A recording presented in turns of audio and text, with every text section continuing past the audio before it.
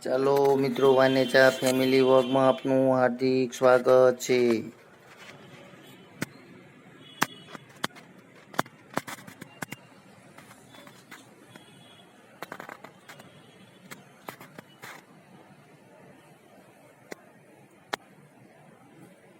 ચાલો મિત્રો, આજે હું તમારા માટે સરસ મજાની રેસીપી લઈને આવ્યો છું. તમે પૂરેપૂરી રેસીપી જોજો. આજની રેસીપીનું નામ છે સરસ મજાની સાબુદાણાની ફરફર બનાવવાની છે મિત્રો. તો ચાલો હવે તમને સૌપ્રથમ આપણે જે સાબુદાણા 7 થી 8 કલાક પહેલાં પલાળીને રાખેલા છે તે બતાવી દઉં મિત્રો. ત્યાર પછી તેનું ગરમ કરીને ખીચું તૈયાર કરશું તે પણ હું તમને બતાવીશ મિત્રો. તો તમે જોઈ રહ્યા છો સરસ મજાના આપણા સાબુદાણા પણ પલીને તૈયાર થઈ ગયા છે. તો હવે આપણે તેને સરસ રીતે ગરમ કરીને ખીસું તૈયાર કરશું મિત્રો. તો ચાલો સૌપ્રથમ આપણે એનું ખીચું તૈયાર કરી લઈએ. તમે પૂરેપૂરી રેસીપી જોઈજો મિત્રો, કારણ કે સરસ મજાના સાબુદાણાની ફરફર તૈયાર કરવાની છે મિત્રો આપણે.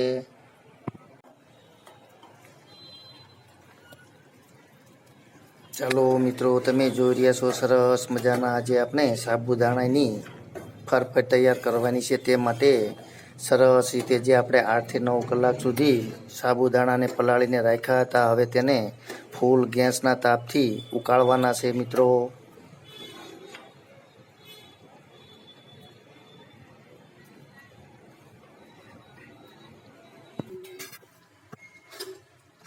ચાલો મિત્રો, તમે જોઈ રહ્યા છો સરસ રીતે આપણા સાબુદાણા હવે ઉકળીને ઓગળવા લાગી ગયા છે અને ઓગળી ગયા છે 50%. તો આ રીતે આપણે સાબુદાણા જ્યાં સુધી 70-80% ઓગળી જાય ત્યાં સુધી ઉકાળવાનું છે મિત્રો. ત્યાર પછી અંદર આપણે સ્વાદ પ્રમાણે મીઠું નાખવાનું છે, પણ મીઠું મિત્રો ઓછું નાખજો, કારણ કે સુકાશે એટલે પાણીનું પ્રમાણ ઘટી જતું હોય છે અને ખારાશ વધી જતી હોય છે, માટે મીઠું ઓછું નાખવાનું. તેમજ આપણે જે સરસ રીતે મરચાંની ચટણી તૈયાર કરીને રાખેલી છે તે પણ થોડીક ઉમેરશું, કારણ કે તેનો સ્વાદ પણ ફરફરમાં સરસ આવતો હોય છે. તેમજ થોડી મોરસ પણ ઉમેરશું મિત્રો.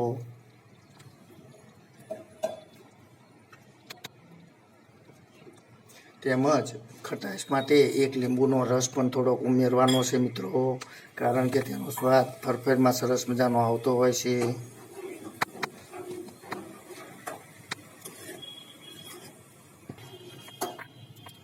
ચાલો મિત્રો, તો હવે આપણા 70-80% સાબુદાણા ઓગળી ગયા છે અને સરસ રીતે આપણે ઉકાળી લીધેલું છે. તો હવે તેને થોડીક વાર સુધી 4 થી 5 મિનિટ સુધી ઠરવા દઈશું. ત્યાર પછી આપણી ફરફર બનાવવાની શરૂઆત કરશું મિત્રો. તમે પૂરેપૂરી રેસીપી જોઈજો, કારણ કે લીંબુ, મરચાંની ચટણી તેમજ થોડીક ખાંડ ઉમેરેલી હોવાથી ખાટો મીઠો સરસ મજાનો સ્વાદ આવશે મિત્રો.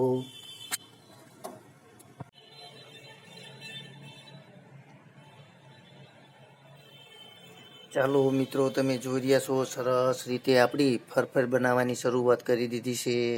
ઘણા લોકો તેને ફરફરિયા પાપડ પણ બોલતા હોય છે, ઘણા લોકો ફરફર પણ બોલતા હોય છે, નામ જે હોય તે, પરંતુ સ્વાદ તેનો સરસ મજાનો આવતો હોય છે મિત્રો.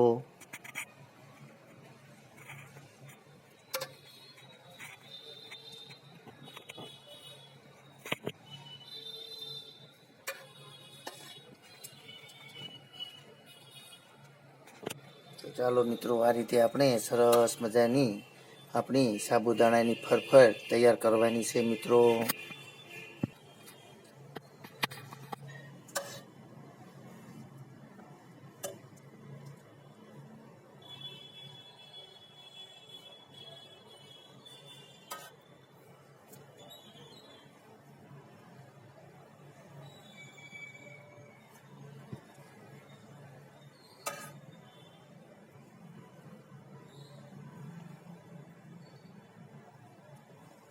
તો ચાલો મિત્રો, હવે બધી જ ફરફર આપણે આ રીતે તૈયાર કરી લઈએ. ત્યાર પછી હું તમને બતાવીશ મિત્રો.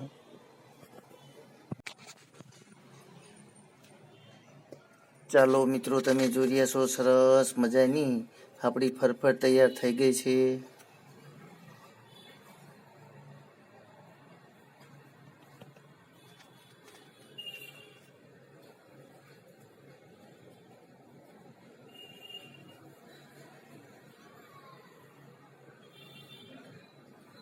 તમે પણ આવી ફરફર બનાવજો મિત્રો, કારણ કે સાબુદાણાની ફરફર ખાવાની ખૂબ જ મજા આવતી હોય છે. બાળકોને પણ ખૂબ જ મજા આવશે મિત્રો. હવે આપણે એને એક રૂમની અંદર જ, એટલે કે સરસ રીતે 8 થી 9 કલાક સુધી સુકવવાના છે. તડકે લઈ જવાના નથી મિત્રો, ફક્ત રૂમની અંદર જ સુકવશું. ત્યાર પછી તડકો ખવડાવશું મિત્રો. આવી ફરફર મિત્રો બાળકોને લંચ બોક્સમાં પણ આપી શકાય છે, કારણ કે એમને બહુ ભાવશે મિત્રો. તેમજ જો કોઈ વાર રહેતા હોય તો ફરાળની અંદર પણ આ ખાઈ શકાય છે મિત્રો.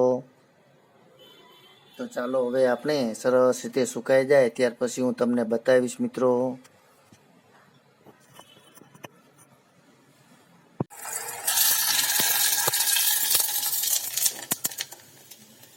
ચાલો મિત્રો, આપણી સરસ મજાની ફરફર તૈયાર થઈ ગઈ છે, જે તળીને હું તમને બતાવીશ મિત્રો. તો ચાલો થોડીક ફરફરને આપણે તળીને તૈયાર કરી લઈએ.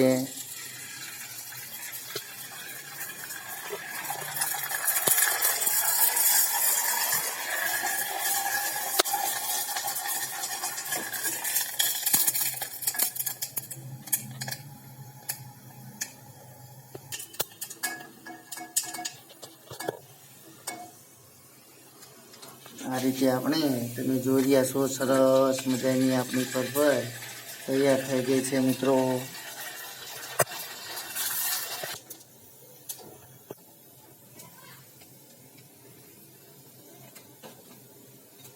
ચાલો મિત્રો, તો આ રીતે બધી જ ફરફરને આપણે તળી લઈએ થોડી, ત્યાર પછી હું તમને બતાવીશ.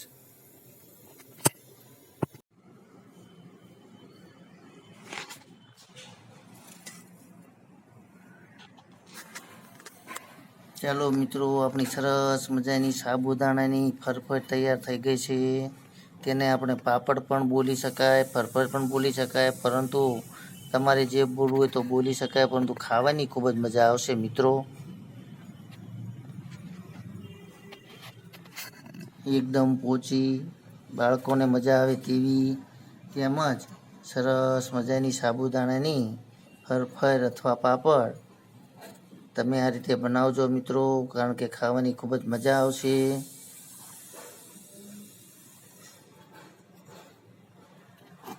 તો જો તમને મારી આ રેસીપી પસંદ આવી હોય તો લાઈક કરજો, શેર કરજો અને સબસ્ક્રાઈબ કરજો, કે જેથી કરીને બીજી પણ એવી રેસીપી તમારા સુધી મોકલી શકું મિત્રો. જય યોગેશ્વર ભગવાન, જય માતાજી.